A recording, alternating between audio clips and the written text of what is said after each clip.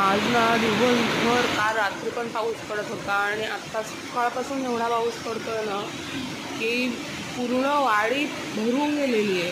म्हणजे अगदीच कमी झालेलं नाही आहे अजून पण. आता संध्याकाळ होत आली आहे, सकाळपासून पाऊस पडतोय. पूर्ण पूर्ण आमच्या घराच्या आजूबाजूचं सगळं भरलेलं आहे, पूर्ण वाडी भरलेली आहे. खूप वारा सुटलेला आहे आणि सुचत नाही आहे काय, वातावरणसुद्धा काय निवळलेलं नाही आहे, ऊन नाही आहे 2 दिवस.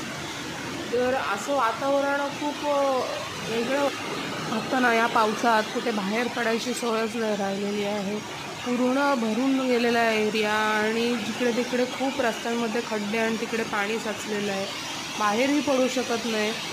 बाकी सगळीकडे पाण्याला जायला चान्स तरी असतो, पण आमच्याकडे पाणी बाहेर पडायला चान्स पण नाही आहे.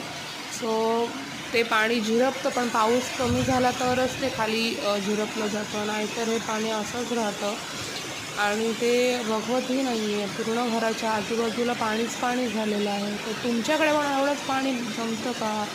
तुमच्याकडे पण तर असा आहे आमच्या कोकणचा पाऊस आणि असं हे पाणी साचून राहतं. तर तुमच्याकडे सुद्धा असाच पाऊस आहे का? तुम्हाला या गारव्याची मजा घेता येते का? मला कमेंटमध्ये सांगा.